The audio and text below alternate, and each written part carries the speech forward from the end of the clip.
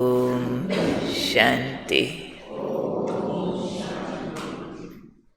आज का स्वमन, मैं बोझ मुक्त फरिश्ता हूँ। फरिश्ता की ही लहर चल रही है, क्योंकि हमारा संगम युगी भविष्य है ही बाप समान फरिश्ता बनना। देवता तो सतयुग में बनेंगे, लेकिन उससे पहले हमें बाबा जैसा फरिश्ता बनना है। शरीर छोड़ के बनेंगे, सिर्फ इतनी बात नहीं है, लेकिन शरीर में रहते भी, चलते फिरते भी बाबा अब हमारी फरिश्ता स्थिति देखने चाहते हैं। और उसके लिए आज बाबा ने कहा है, फरिश्ता माना जिस पर कोई बोझ न हो। फरिश्ता माना जिसके पास रावण की प्रॉपर्टी न हो। फरिश्ता माना उड़ने वाला। तो इसके लिए बाबा ने कह दिया आज कि जब बाबा का बन गए तो सब बोझ बाप को दे दो, नहीं तो ये बोझ उड़ती कला का अनुभव करने नहीं देंगे, नीचे ले आएंगे। और थोड़ी भी रावण की प्रॉपर्टी अपने पास होगी तो दुख पाएंगे, क्योंकि ये जो बोझ है ये रावण की प्रॉपर्टी है। तो रावण का एक ही काम है, दुख देना। रावण शब्द का अर्थ ही होता है रुलाने वाला। ये रुलाता है, दुख देता है। तो रावण की प्रॉपर्टी बाबा ने कहा अपने पास नहीं रखनी है, क्योंकि जब तक कोई विकार नहीं होगा रावण का हमारे अंदर, तब तक कोई भी बात बोझ महसूस नहीं होगी। चाहे हम पुरुषार्थ का भी टेंशन ले लेते हैं, कई बार बोझ बना देते हैं उसको, पर वो भी तब होता है जब देह अभिमानवश बाबा की श्रीमत पूरी पालन नहीं कर पाते। तो पुरुषार्थ के नाम पर भी टेंशन ले लेते हैं, होता नहीं, हुआ नहीं तो फिर राजा कैसे बनेंगे, प्रजा बन जाएंगे, योग तो मेरा लगता नहीं, उठा तो मेरे से जाता नहीं, गुस्सा तो मेरे को आ जाता है। ये सब भी क्या है? रावण की भाषा, रावण की प्रॉपर्टी रखी हुई है। ईश्वरीय प्रॉपर्टी तो हमारे स्वमान होते हैं। मैं शुद्ध आत्मा हूँ, मैं शक्तिशाली आत्मा हूँ, मैं बाबा का प्यारा बच्चा हूँ। उसमें तो बोझ की फीलिंग नहीं होती है। तो इसलिए आज बाबा ने कहा बोझ सारे बाप को दे दो। बोझ देना माना कोई भी बात जो चिंता के रूप में, फिक्र के रूप में रखी हुई है, वो बाप को पकड़ा दो। क्योंकि जितना खुद पकड़ते हैं उतना उसको कर नहीं पाते हैं। आज बाबा ने कह दिया बोझ से उड़ती कला का अनुभव नहीं कर पाएंगे। जैसे उड़ने वाले जो पक्षी होते हैं, उनके शरीर का वज़न बहुत कम होता है, उनकी हड्डियाँ वेटलेस जैसी होती है। अगर पक्षी भारी होगा तो वो उड़ नहीं पाएगा, जानवर हो जाएगा। जानवर में बोझ होता है। तो बाबा ने कहा बोझ होगा तो उड़ती कला का अनुभव भी नहीं कर पाएंगे, और रावण की प्रॉपर्टी होने के कारण दुख का अनुभव करेंगे।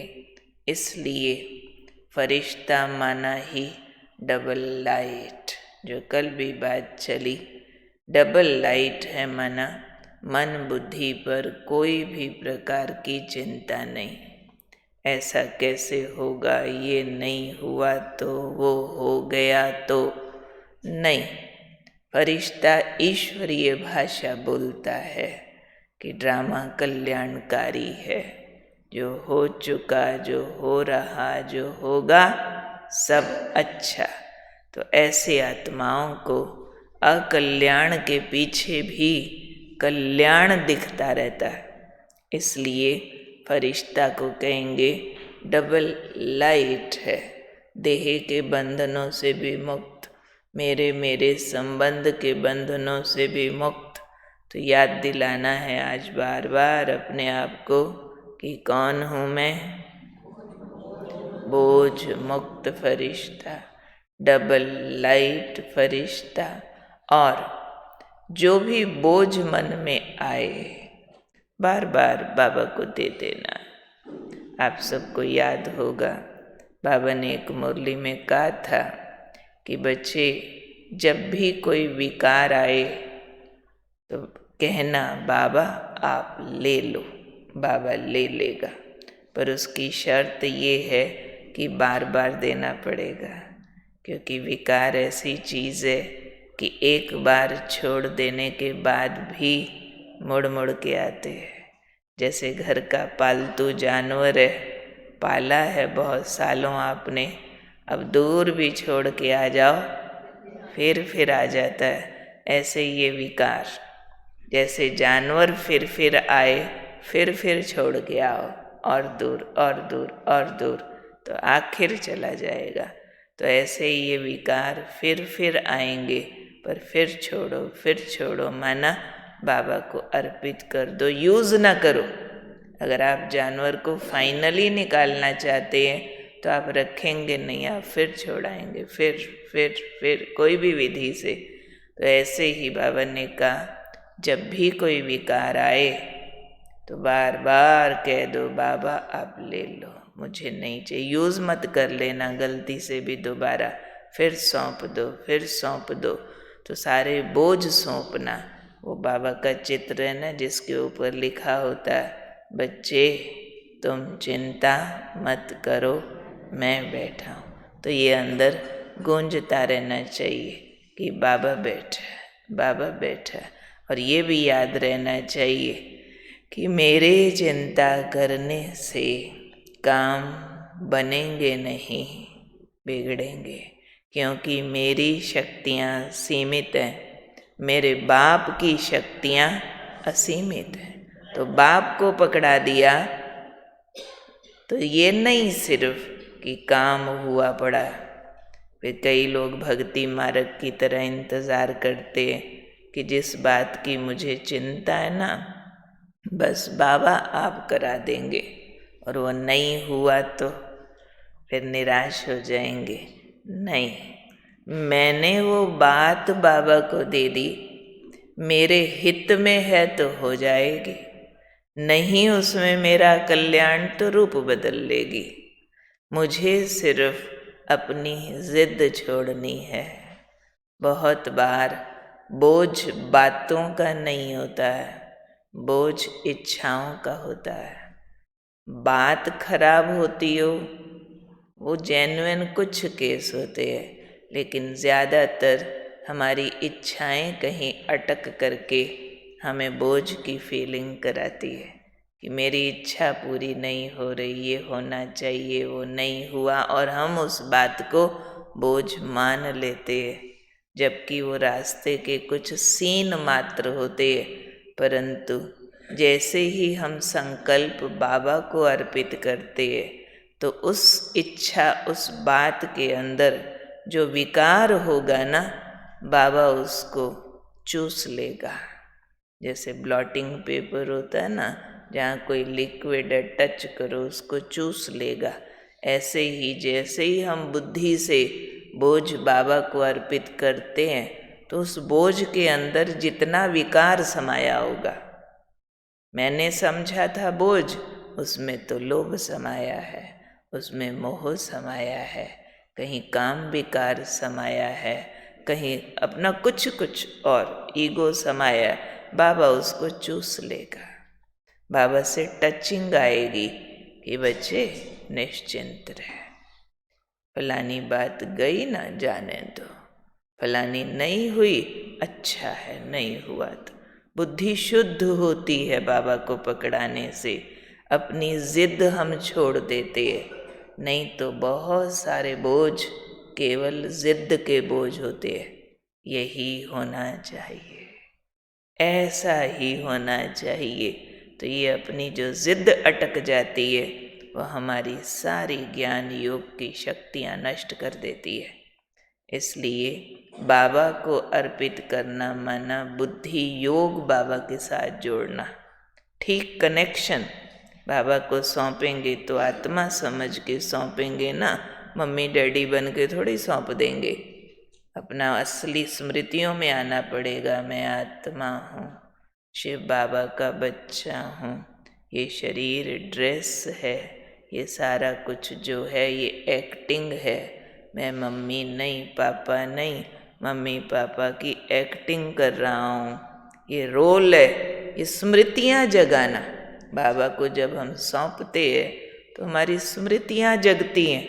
जैसे कनेक्शन माना लाइट आ गई, अंधेरा खत्म तो पता चल जाएगा भाई कौन सी कुर्सियाँ टेढ़ी बांकी रखी थी जो अटक रही हैं और हमें गिरा रही है। नहीं तो हम कहेंगे भाई हॉल ही खराब है, गिरा देता। अरे बत्ती जगाओ पता चलेगा। हॉल खराब नहीं है, कुर्सियाँ कुछ टेढ़ी रखी थी। तो ऐसे ही मेरे हालात खराब नहीं, मेरी किस्मत खराब नहीं, लेकिन मेरी इच्छाओं में विकार भरा है। तो बाबा को सौंपना माना बाबा से कनेक्ट होके बत्ती जगा देना, अंदर रोशनी आती है, ज्ञान की स्मृतियाँ जागृत होती है, योग का बल इमर्ज होता है, अपने विकारों के दर्शन होते हैं, अपनी कर्म गति के दर्शन होते हैं और बोझ उतर जाता है। राइट रॉन्ग समझ आ जाता है कि ये मेरी कोई इच्छा थी, मैंने इच्छा छोड़नी है। कई कई जगह होगा इच्छा नहीं, बात सच में अटकने वाली है तो बात ठीक हो जाएगी। कल एक अव्यक्त मुरली पढ़ रहे थे जो रिकॉर्ड भी हुई, उसमें बाबा ने कहा बच्चे बाबा को अर्जी डालते हैं, बाबा ये ठीक कर दो। बाबा ने कहा अच्छी बात, अर्जी डालना गलत नहीं है, अच्छी बात है, पर अर्जी के बाद बाबा कुछ शिक्षा भी देता है। बच्चे उस शिक्षा का पालन नहीं करते, इसलिए बच्चों के अर्जियों की फाइल इकट्ठी होती जाती है। फिर बच्चों के शिकवे शिकायतें बढ़ते जाते हैं। बाबा आपको कहा था ना, आपने फिर भी किया नहीं। बाबा कहेगा बच्चे मैंने भी कुछ कहा था, आपकी फाइल आने के बाद मैंने भी कुछ कहा था। समझो आप किसी ऑफिस में कोई फाइल जमा करा के आओ या कोई एप्लीकेशन जमा करा के आओ और वो कहें इसके साथ ये डॉक्यूमेंट और ले आओ, आप वो लेके न जाओ और बार बार पूछने चले जाओ हमारा काम हुआ, नहीं हुआ तो केस करें। अरे भाई आपसे कुछ डॉक्यूमेंट और मांगे थे, वो तो लाओ ना, कर देंगे काम। तो बाबा कहते चलो अर्जी दी, बाबा को एप्लीकेशन दी, बाबा ये ऐसा होना चाहिए, माना कनेक्शन, आत्मा समझ बाप के पास जाओ ना, तो बाबा कुछ जवाब भी देता है। बच्चे देभान छोड़ो, बच्चे ये इच्छा में विकार है इसको छोड़ो, बच्चे ऐसे ऐसे पुरुषार्थ करो, ये स्वमान में टिको, ये अभ्यास, कुछ बाबा टचिंग भी देगा ना। पर हम देहभान के चमड़े समेत विकारों में लिपटी हुई इच्छाओं समेत, बाबा बस ये मेरे बच्चे का काम आपको ही कराना। लो, ना आत्मा समझा, ना रोल समझा, ना परमात्मा ज्योति बिंदु याद किया, ना देह से न्यारे हुए भक्तों की तरह एक चढ़ावा और सुना के आ जाते हैं। बस हो जाए ना ब्रह्मा भोजन कराऊंगी, जैसे बाबा को बहुत भूख लगी है, इंतजार कर रहा है ब्रह्मा भोजन आता है कि नहीं आता है, चल काम कर दो इसका, ऐसा वाला बाप समझाए क्या। बोझ देना है, बोझ देना माना अंदर थॉट सिस्टम का प्यूरिफिकेशन, वो है डबल लाइट फरिश्ता। कनेक्शन है। बोझ देना भी एक बड़े बाप को याद करके उसकी बड़ी शक्ति अपने में समा लेना। तो मैं कौन हूँ आज? बोझ मुक्त फरिश्ता, सारे बोझ बाप को देकर उड़ने वाला हल्का। और बोझ होता है, बाबा ने आज कह दिया, रावण की प्रॉपर्टी का। जो अभी सारी सुनाई ना, ये रावण की प्रॉपर्टी है, तो बोझ है वो बाबा को दे दो। ये नहीं काम मैंने नहीं करना, काम आप करो, विकार मेरे पास। मेरा लोभ मोह मैं यूज करती रहूं, और मेरे लोभ मोह वाली जो मेरी इच्छा है बाबा, वो काम आप कर दो। बाबा ने आज कहा बोझ देना माना रावण की प्रॉपर्टी देना, फिर हल्के होकर उड़ेंगे। सुनना, बोझ देना माना ये नहीं कि अपनी इच्छाओं की लिस्ट सुना के पूरे होने का इंतजार करना, इसको कहेंगे बोझ देना। नहीं, कई भोले बच्चे ऐसे वाला देते हैं, ऐसा भोला नहीं। हम बुद्धिमान बाप के बुद्धिमान बच्चे तो उस चीज़ की गहराई को समझते हैं कि हमें दुखी रावण कर रहा है। रावण की कोई भी प्रॉपर्टी अपने पास है, वो दुख देती रहेगी। उसको बाप को अर्पित करके फिर डबल लाइट होके उड़ते जाना, वो बाबा लेता। जो कहा था ना, कोई भी विकार आए बोलो बाबा ले लो, बाबा ये आ गया क्रोध का भूत आ रहा है, आप ले लो ले लो ले लो। बाबा ये लोभ तंग कर रहा है, आज ये खाऊं खाऊं, बाबा आप ले लो। ये नहीं खा पी लिया फिर माफ़ी की चिट्ठी लिखो, या फिर कहो बाबा आपको तो पता है ना मेरे से नहीं रहा जाता। बाबा कहेगा फिर तेरे को भी पता है, लो तेरे विकार तेरे पास रख, मैं जा रहा हूँ। सिर्फ पते थोड़े ही देने हैं, बाबा को विकार अर्पित करना है। उल्टा पुल्टा खा के बोलो ये नहीं होता ना बाबा, फिर भी काम कर दो। बाबा ऐसा ऑफिसर थोड़े ही है। बाबा शक्ति देता है, विधि बताता है, युक्ति बताता है, मदद करता है। करना हमको होता है। मैं हूँ कौन? बोझ मुक्त फरिश्ता।